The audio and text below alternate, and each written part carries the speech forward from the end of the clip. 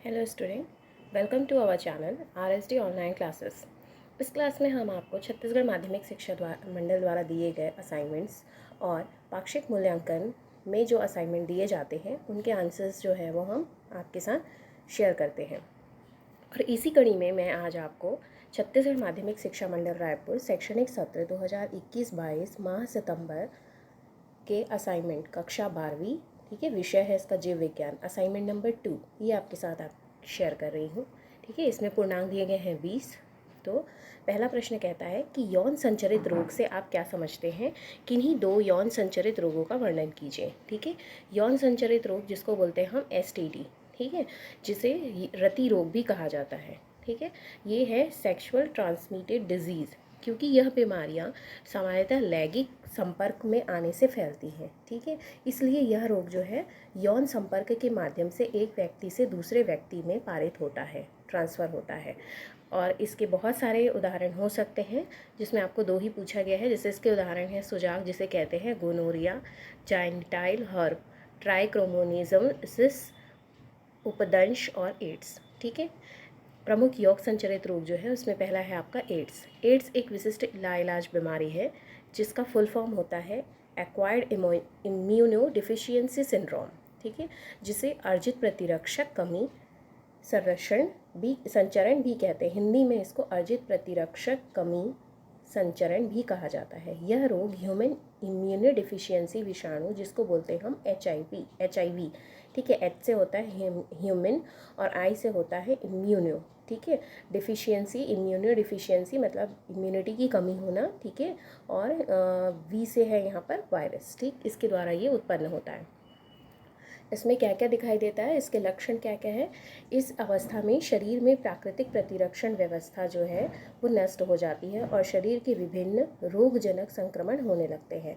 ऐसी स्थिति में व्यक्ति का जीवित रह पाना कठिन हो जाता है और आज पर्यंत एड्स का कोई सटीक और विशिष्ट उपचार संभव नहीं हो पाया है। लेकिन कुछ दवा जैसे कि एजिडोथाइमिडीन, ठीक है, जिसका नाम है AZT नामक दवा HIV वायरस की वृद्धि को दबा देता है। ठीक है, और सेकंड है आपका सुजाक। सुजाक क्या होता है, यह रोग निसैरिया गोनोरी नामक जीवाणु से होता है। ठीक है, गोनोरी, इसलिए इसको गोनोरिया डिजीज़ भी बोलते हैं। इस रोग से मूत्र मार्ग में जो मूत्र मार्ग होता है उसमें सूजन आ जाती है, इसलिए सुजाक रोग है ये। यह रोग तीव्रता से बढ़ने पर अधिवृषण भी संक्रमित हो जाता है और बाध्यता उत्पन्न हो जाती है, मतलब स्टेरिलिटी जो रहती है वो क्रिएट कर देता है ये, इस प्रकार का अगर आपको वायरस हुआ है तो। और इस रोग के उपचार हेतु सल्फेनामाइड तथा पेनिसिलिन जैसे एंटीबायोटिक का उपयोग जो है वो किया जाता है। ठीक है, अगला प्रश्न है अपूर्ण प्रभाविता एवं सहप्रभाविता में अंतर लिखो। अपूर्ण प्रभाविता क्या होती है, इसमें दोनों युग्म विकल्पी अपनी स्वतंत्र अभिव्यक्ति नहीं कर पाते हैं। युग्म विकल्पी यानी एलील होते हैं, ठीक है, जो अपनी अभिव्यक्ति नहीं कर पाते। सहप्रभाविता क्या होती है, इसमें दोनों युग्म विकल्पी स्वतंत्र अभिव्यक्ति कर पाते हैं। दूसरा, संकर में नया लक्षण रूप होता है। जब इसमें क्रॉस होता है तो इसमें नए लक्षण रूप हमको दिखाई देते हैं, जबकि इसमें हाइब्रिडाइजेशन पर नए लक्षण जो है वो उत्पन्न नहीं होते हैं। तीसरा, दोनों युग्म विकल्पों के लक्षण रूप संकर में मिश्रित हो जाते हैं, और इसमें होगा दोनों युग्म विकल्पों के लक्षण रूप संकर में मिश्रित नहीं होते हैं। चौथा, युग्म विकल्पी मात्रात्मक प्रभाव दिखाते हैं और इसमें युग्म विकल्पी मात्रात्मक प्रभाव नहीं दिखाते हैं। अगला प्रश्न है मनुष्य में विवाह के पूर्व RH कारक की जांच आवश्यक है, समझाइए। RH कारक को पहले आप समझ लीजिए, और मनुष्य में विवाह के पूर्व RH कारक की जांच करना क्यों आवश्यक है, इसकी ज़रूरत क्यों पड़ती है। तो ये RH फैक्टर पहले आपको पता होना चाहिए। RH फैक्टर क्या होता है, ये एक प्रकार का प्रोटीन है जो एंटीजन के रूप में रुधिर में उपस्थित होता है। ठीक है, जिन व्यक्तियों में RH फैक्टर उपस्थित होता है उसे RH पॉजिटिव, तथा जिनमें यहाँ अनुपस्थित होता है उसे हम RH नेगेटिव कहते हैं। ठीक है, RH नेगेटिव कोई बीमारी नहीं है, लेकिन ये बहुत कम लोगों में पाया जाता है।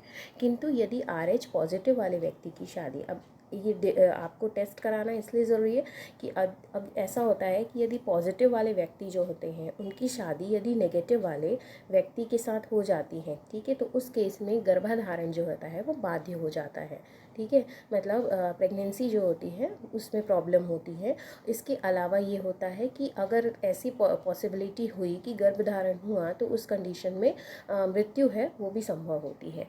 लेकिन यदि RH पॉजिटिव और RH पॉजिटिव का विवाह होता है तो उनमें जो है वो ब्लड डोनेशन यानी रक्तदान और गर्भधारण जो है वो उसमें किसी भी प्रकार की कठिनाई जो है वो उत्पन्न नहीं होती है। ठीक, अगला प्रश्न है आपका, एक संकर कारक किसे कहते हैं? यदि F2 पीढ़ी में कितने प्रकार के फिनोटाइप और जीनोटाइप बनेंगे? चेकर बोर्ड की सहायता से समझाइए। देखिए, एक संकर कारक क्या होते हैं? जब दो पौधों के बीच एक इकाई लक्षण के आधार पर संकरण कराया जाता है तो इसे हम एक संकरी संकरण या फिर क्रॉस कहते हैं। ठीक है, अब इसमें F2 पीढ़ी के लिए जो चेकर बोर्ड्स बनाने गया है बताया गया है, तो F1 P1 क्रॉस हम जब करा रहे हैं तब हम इसमें क्या ले रहे हैं, TT का एक पौधा और TT स्मॉल TT। ठीक है, कैपिटल TT यहाँ पे टॉल है, स्मॉल TT ड्वार्फ है तो यहाँ पे capital T small t genotype को शो करता है। और फिनोटाइप क्या है, उसकी कैरेक्टर्स है जिसमें क्या है वो एक लंबा पौधा और एक बौना पौधा है। ठीक है, अब इनसे हमको पहले गैमेट्स फॉर्म होंगे, तो गैमेट्स का फॉर्मेशन होगा तो क्या होगा, कैपिटल T से एक T जो है वो गैमेट्स और स्मॉल T का एक गैमेट स्मॉल t। ठीक है, F1 जनरेशन में इनका फर्टिलाइजेशन होता है तो हमको कैपिटल T और स्मॉल t का एक जो है वो फर्टिलाइजेशन के बाद मिलेगा, जिसमें सभी पौधे जो थे वो कैसे थे, ऑल प्लांट्स जो थे वो टॉल थे, क्योंकि यहाँ पे कैपिटल T और T जो थे वो क्या है, डोमिनेटेड नेचर का है, जिससे उसमें हमको जो लंबापन का जो लक्षण है वो हमको दिखाई देता है। अब इसका वापस हम F1 क्रॉस कराते हैं तो कैपिटल जो आपको प्रोडक्ट मिला F1 जनरेशन में, ठीक है, F1 जनरेशन में वो स्वपरागण की क्रिया जैसा करता है, तब इसमें फिर F1 क्रॉस जब ये होगा तो ये क्या हो जाएगा, ये आप इसको डिवाइड कर देंगे तो F2 जनरेशन में हमको क्या मिलेगा, ये सभी के गैमेट्स जो हैं वो आपस में क्रॉस करेंगे। तो देखिए इसको डॉटेड लाइन से और एक सॉलिड लाइन से मैंने एक्सप्लेन किया है।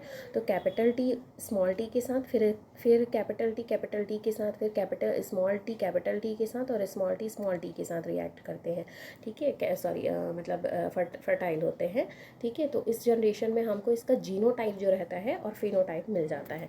देखिए इसका जीनोटाइप और फिनोटाइप कैसे मिलता है, अतः F2 जनरेशन में जीनोटाइप जो है वो 3:1 का रेशियो, 3:1 मतलब इसमें जैसे जीनोटाइप है capital T capital T small t। ठीक है, तो वो 3 का रेशियो इसलिए बोल रहा है क्योंकि फिनोटाइप अगर उसका हम देखें तो 3 पौधे जो है वो कैसे हैं, टॉल है, जबकि एक पौधा कैसा है, स्मॉल t और स्मॉल t ड्वार्फ है। ठीक है, तो यहाँ पे ये क्या है, छोटा होता है, बौना होता है, और 3 जो रहते हैं वो बड़े होते हैं। तो इसका मतलब ये है कि इसका जीनोटाइप जो रेशियो है वो 3:1 है। ठीक है, अगला प्रश्न है आपका, निम्नलिखित पर संक्षिप्त टिप्पणी लिखिए। तो एलिल, संयुग्मकी और टेस्ट क्रॉस क्या होता है? संयुग्मकी, एलिल क्या होता है, जब एक ही गुण के दो विभिन्न पर्यायी रूपों को व्यक्त करने वाले कारकों को एक दूसरे का एलिल या फिर युग्म विकल्पी कहते हैं।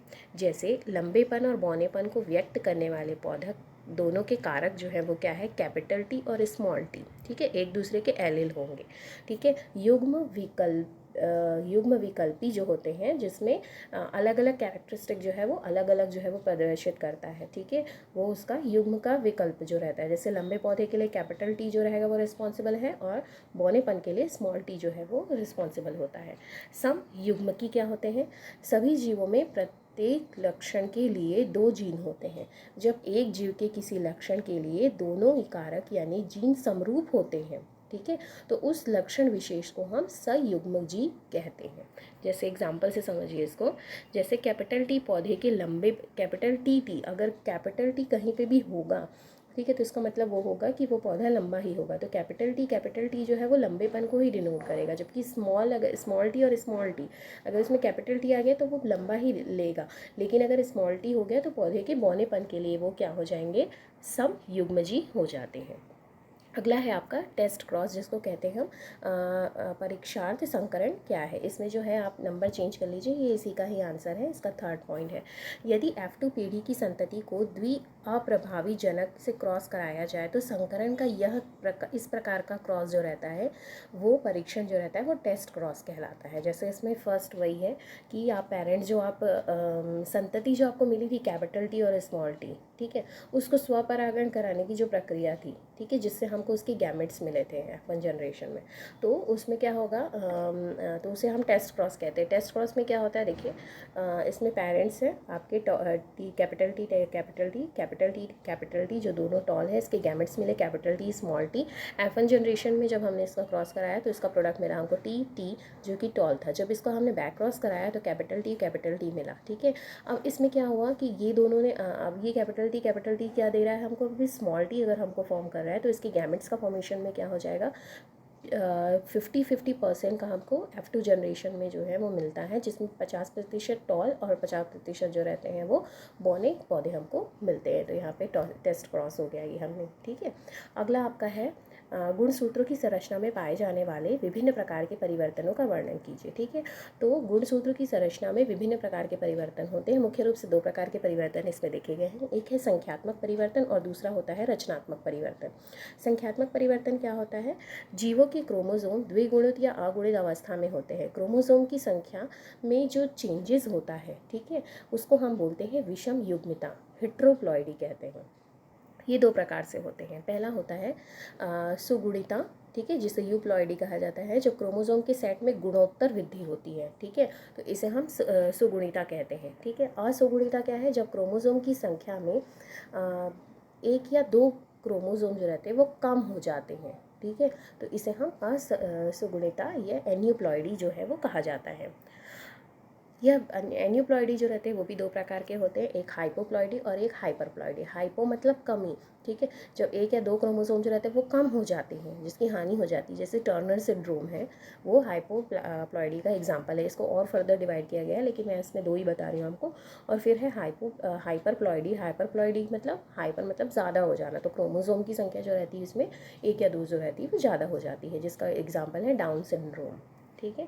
फिर रचनात्मक परिवर्तन। रचनात्मक परिवर्तन क्या है, जिसमें अर्धसूत्री विभाजन के समय क्रोमोसोम की संरचना में परिवर्तन आ जाता है, जो कि संतति के परिवर्तन लक्षणों के रूप में देखने को मिलता है, जिसे रचनात्मक परिवर्तन कहते हैं या गुणसूत्री विपथन कहते हैं, ठीक है।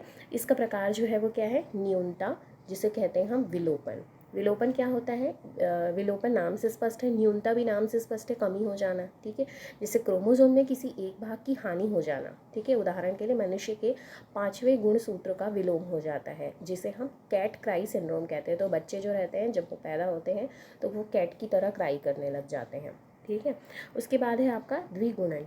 द्विगुणन क्या होता है, इस क्रोमोसोम में दो या जब एक भाग दो से अधिक बार उपस्थित हो जाता है। द्विगुणन मतलब उसका डबल उसका प्रेजेंट हो जाना, ठीक है।